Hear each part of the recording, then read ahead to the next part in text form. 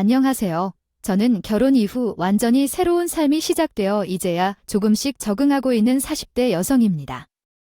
가끔 이야기들을 읽다 보면 어려운 상황에서 살아가는 여성들이 많아서 그런 분들을 볼 때 종종 내가 저렇게 힘들게 사는 게 아니라서 다행이다고 생각해왔어요.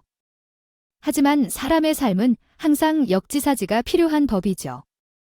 자녀가 있고 가정을 잃거나 그 가정으로부터 연관관계와 생계가 있는 경우에는 쉽게 결정하고 뜻대로 살기가 어려웠어요. 저는 그런 상황에 있었고 생각했던 것과는 다르게 잘 살 줄 알았어요. 지금은 많은 것들이 안정되고 있지만 몇 번이고 마음이 콩닥콩닥 뛰었어요. 우선 나는 일찍이 친정아버지를 잃었고 결혼할 때에는 친정엄마만 참석했습니다. 외가에서 외삼촌들이 왔으면 좋았을 텐데 그럴 상황이 아니었어요. 소위 친정이 없다고 할 수 있을까요? 이모와 삼촌들, 우리 엄마까지 모두 멀리 사셨고 경제적으로도 어려웠어요. 그래서 제가 결혼할 때에도 많은 이야기가 있었어요. 넌 결혼을 꼭 해야 해. 그래서 내려와서 살아. 나중에 기워달라고 하면 못해 등 이런 말을 들을 때 큰 쉼표를 띠면서 다르게 살리라 당당하게 다짐을 내보였어요. 엄마, 걱정 마세요. 내 힘으로 잘 살 거예요. 엄마나 외가 쪽에 의지하지 않을 테고 내 직장도 안정적이니까 걱정 안 하셔도 돼요. 그렇게 결혼했고 아이를 낳고 새로운 현실에 당황했어요. 주변의 아기 엄마들을 보면 다들 딸을 잘 돌봐준다는 걸 느꼈어요. 아기를 돌보는 것이 어렵지만 철없는 남편은 도와주지 않고 이모님께 모두 맡겨둬서 밤에 아기 우는 소리도 듣지 않았어요. 처음에는 홀로 아기를 키울 수 있을 거라고 큰 소리치고 다독였지만 세상은 제 의도와 다르게 흘러갔어요. 남편과의 의견 차이도 있었고요. 한 가지 다행은 시댁 문제는 없다는 거였다. 우리 남편의 부모는 문제가 없었어요. 남편은 아이를 너무 딸까 봐서 제게 유난을 냈습니다. 겉으로 보기에는 제가 누나처럼 집안일을 많이 했던 것 같아요. 여보, 이번에 아버지 회사 이야기야. 나 이번에 정말 그거 갖고 와야 해. 못 갖고 오면 끝나는 거야? 아버지가 참 좋게 보시니까 너가 좀 더 잘나 보이고 그래봐. 따라서 잠자리에 가서 제가 어떻게 몰라서 난리가 났어요. 난 이미 서류부터 끝내고 사업 브리핑도 다 했는데 단지 기름이 필요하다는 거야. 난 아이를 돌보고 애를 양육하는 것부터 할 때가 더 좋다고 생각해요. 처럼 남편과 말이 맞지 않았죠. 아무튼 아버님이 운영하신 회사는 50대 중반에서 받아서 온 사업이 좋아서 계속 잘 이어져 왔어요. 하지만 이제 아버님이 연로해지고 건강이 급격히 나빠졌어요. 그러면서 아들만 2명입니다. 저와 동갑인 남편이 있어요. 솔직히 제가 봐도 남편이 훨씬 기특하고 똑똑한 편이에요. 남편에 대해 과잉으로 믿음을 가지고 거리를 두지 마세요. 남편은 현재 사업이 잘 되고 계신데 어쩌면 아버지께 더 책임을 넘길 생각을 하실 수도 있겠죠.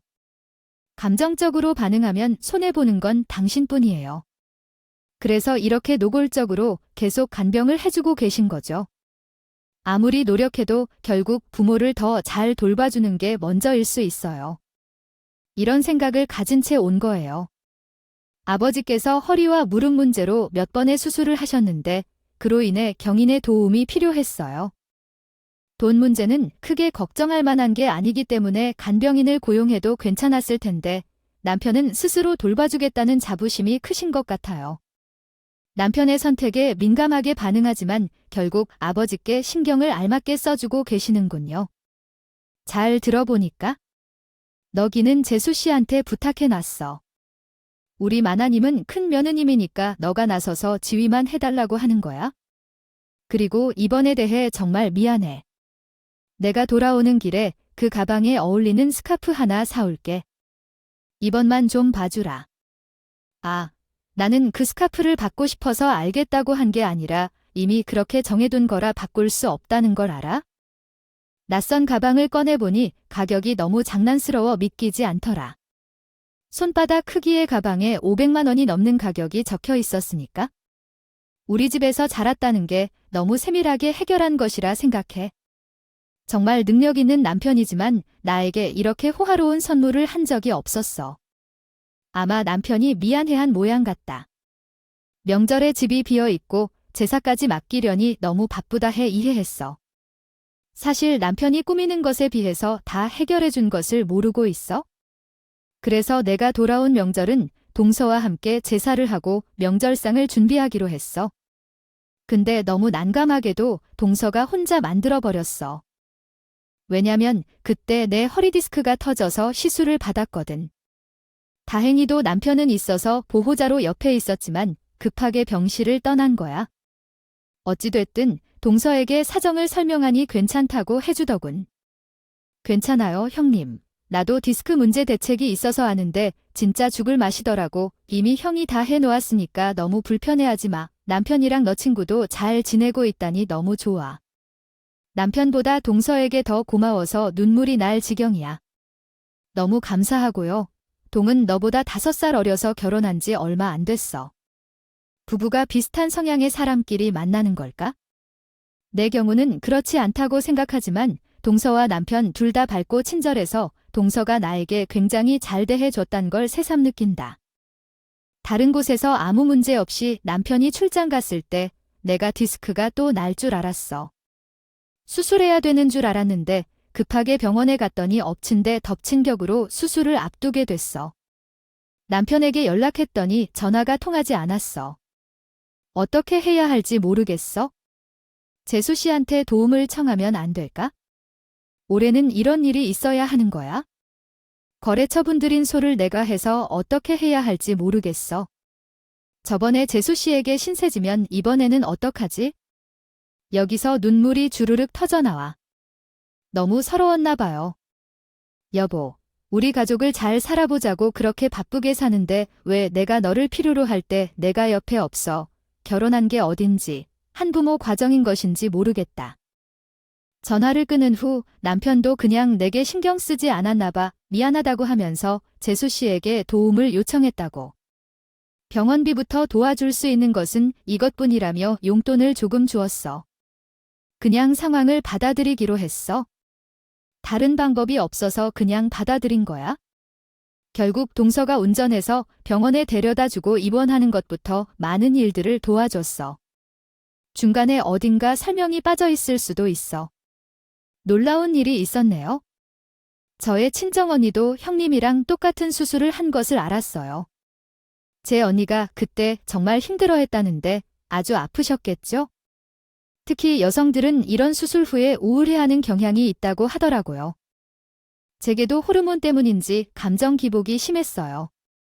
어떻게 해야 할지 몰라서 힘든 시간을 보냈고 퇴원한 이후로 더 예민해진 것 같아요. 그런데 어느 날 제가 중대한 사실을 마주하게 됐어요. 수술 이후로 남편이 너무 미안해하고 잘해주려고 노력했지만 제 상황이 나아지지 않는 것 같았어요.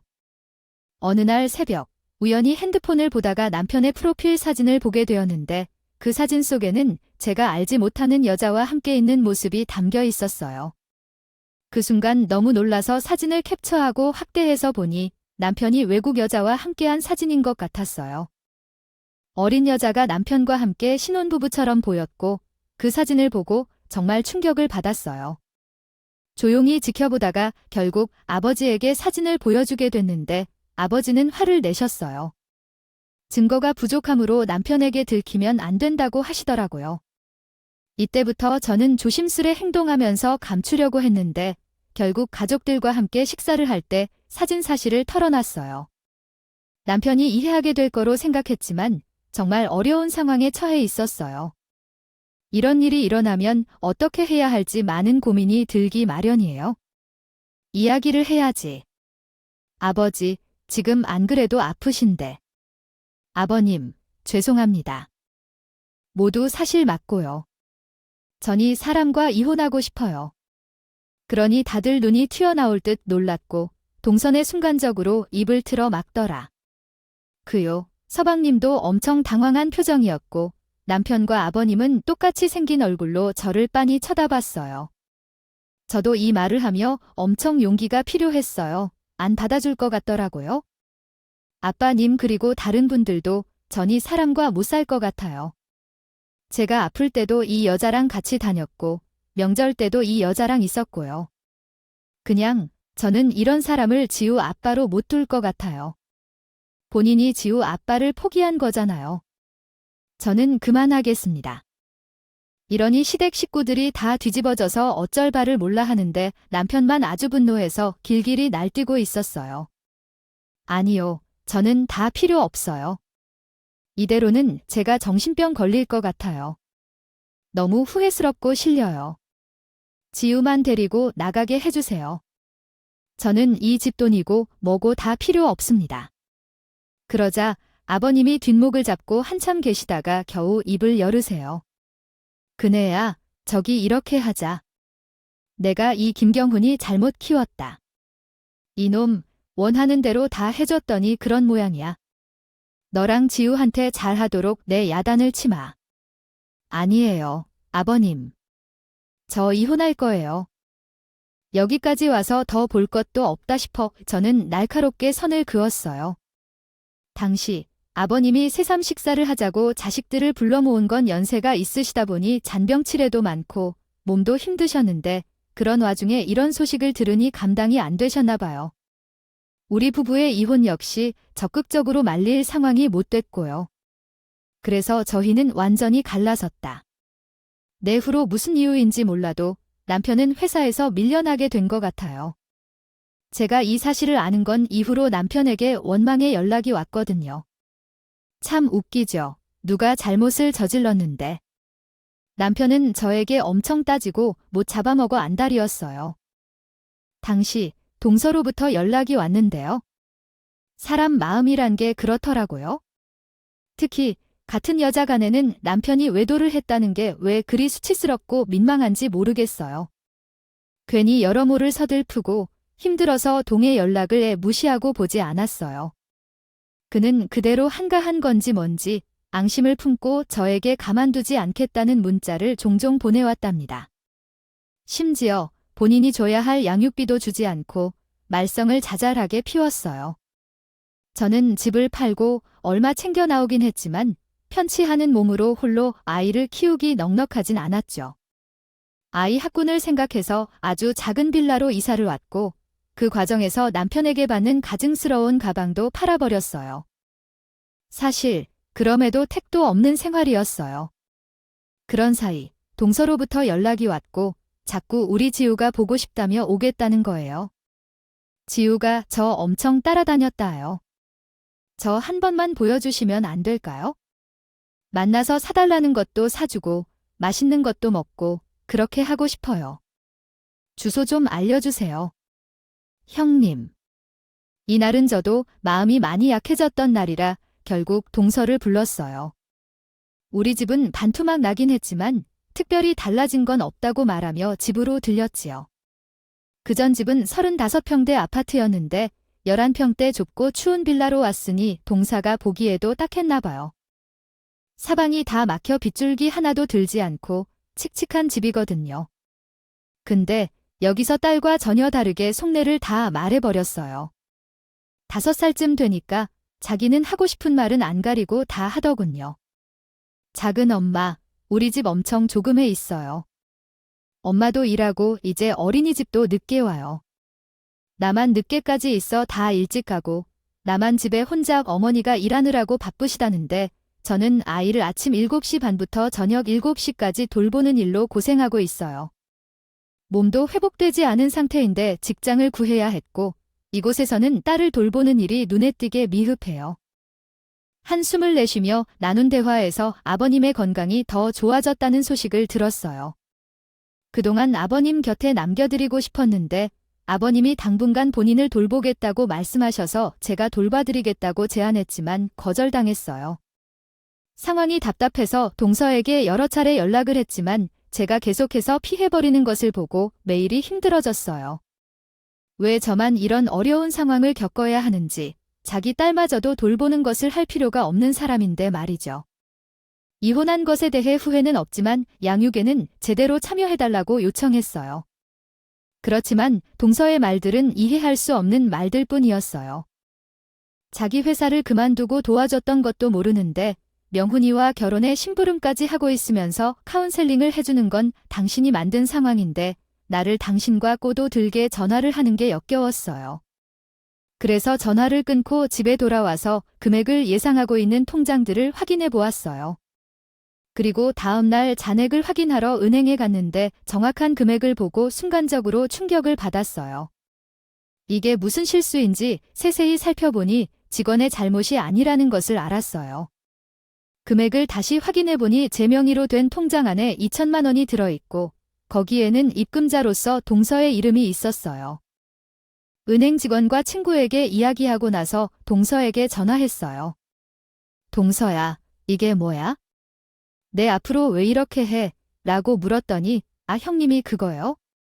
제가 몇 달 전에 보낸 게 있는 것 같은데 한 번에 500씩 보낸 거예요.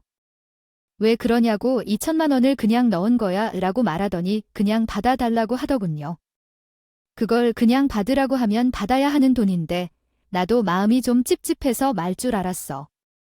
다른 사람한테 그런 대우를 할 수는 없어. 동서와 만나서 이에 대해 다시 얘기해 줄게라고 답했지만 그때부터 동서는 계속 안 된다고 라며 설명하는 동안 나는 이혼에 대해 현실적인 판단을 내리게 되었어. 돈 때문에 아이를 다른 사람에게 맡기고 돕기도 못 받고 가정을 꾸리는 내가 이 통장으로 돈을 받기에 싫었던 마음이 들었어. 어디까지나 동서와 즐겁게 지내왔던 마음이 있었겠지만 세상 어디서 이런 일이 있겠어. 외로운 아이를 데리고 세상에 나서면 이상한 사람들이 나한테 다가오더라. 심지어는 가족까지도 마주하며 별같이 본 후에 이혼해서 좀 더 아이를 믿으려 하지 않았어. 이런 기분으로 돈을 받고 난이 나를 여러 면에서 홀로 두고 놔준 것 같아. 동서에게 너무 미안한 마음에 나도 약간 당연한 기분이 들었어. 그리고 동서로부터 이런 데로 대해 기운샘의 도덕적인 교훈을 삼으며 현실적으로 이해했어요. 동서라인택은 왜 나에게 이런 것을 줬을까? 나는 그렇게 불쌍한가? 서존애가 계속해서 믿어도 될지 머리가 복잡했어. 그런 생각으로 바쁘게 이동해서 동선의 회사에 도착했다. 사실 말이 동선의 행사지는 원래 남편이 이어받았던 회사였고 서방님이 운영하면서 훨씬 잘 되고 있다고 들었다. 사무실에 들어가자마자 긴장되게 나를 정면으로 쳐다보더니 결국 어쩔 수 없이 나에게 다가와 널 찾아왔다고 말했다. 내가 찾아온다고 말했더니 그럼 잠시 앉아서 보세요 라고 말했다. 이러한 상황에서 내가 어떻게 할 수가 없었다. 잠시 후 동서는 안으로 들어가서 무언가를 꺼내왔고 통장 하나를 건네주었다.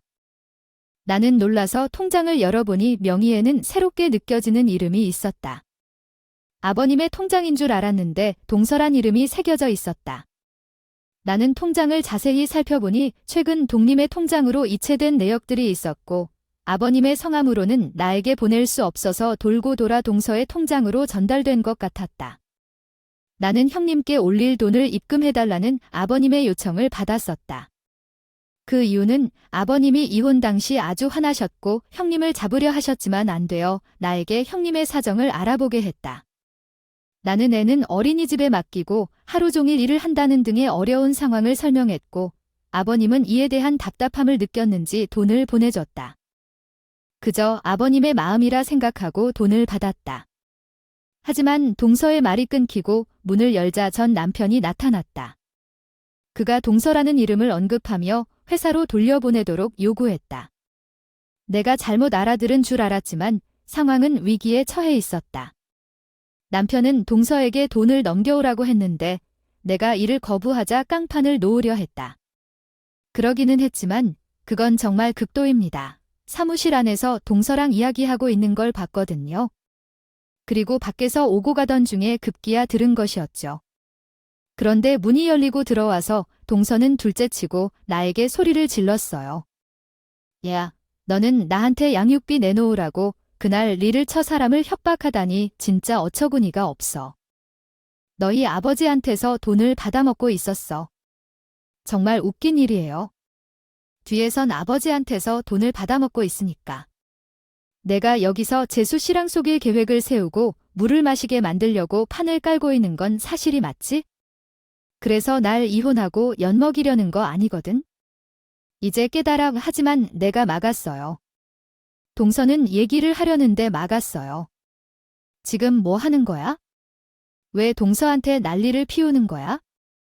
자신 있으면 아버지한테 말해. 나랑 동서 둘 다 우리 뜻대로 다룰 수 없단다. 근무 중인 동료들에게 피해를 끼치려는 남편에게 더 이상 참을 수 없어서 동서에게 부탁했어요. 너희 집에서 맨날 바보처럼 괴로워하는 아버지도 모르게 외롭고 이혼하고 애들이랑 나간 여자도 챙겨주면서 자기는 왜 자식이냐 따지는 거야? 아들을 강하게 키워야 한다며? 맞아. 회사마저 빼앗아버린 것도 아버지 때문이니 벌을 받기에 더할 나위 없었어요. 그만해야 해. 서로 힘을 합쳐야 해. 그때 도착해서 동서한테 말려. 그런데 아버지는 바로 아들에게 이야기했어요. 경훈아, 너는 이제 회사에 들어올 수 없어.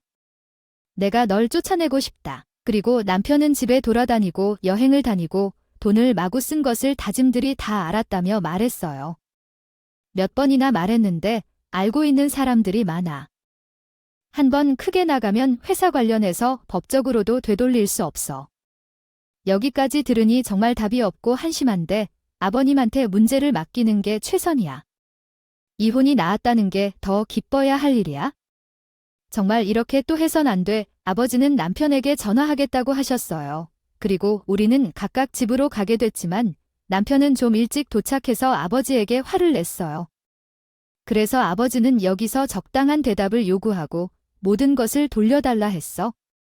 이제 적당히 해야 해. 자네는 왈가왈부해야 해. 내가 회사 관련해서 한 말대로 따르지 않으면 내게 물을 끼얹고 싶지 않아. 내가 따르지 않는다면 상속할 재산도 없어. 이러면 안 돼. 어제는 괴롭혔더니 오늘은 아들한테 제대로 훈육시켜야 해. 부모님은 나만 탓할 게 아니다. 아들들이 다 장가를 가서 여자들을 홀대하지만 그 곁에서 황당한 표정을 지은 동서가 대꾸하려 했지만 그때 말을 끊으려고 했습니다. 그런데 아버지께서는 한쪽도 눈 깜짝 안 하시고 그냥 쥐처럼 살라고 가족들 앞에서 사라지셔서 조용히 살라고 하신다고 하셨어요. 안 그렇다고 하면 너, 만약 내가 죽는다고 해도 너한테 돈 안 줄 거라며 어떤 말인지 알아먹겠냐고 하더군요.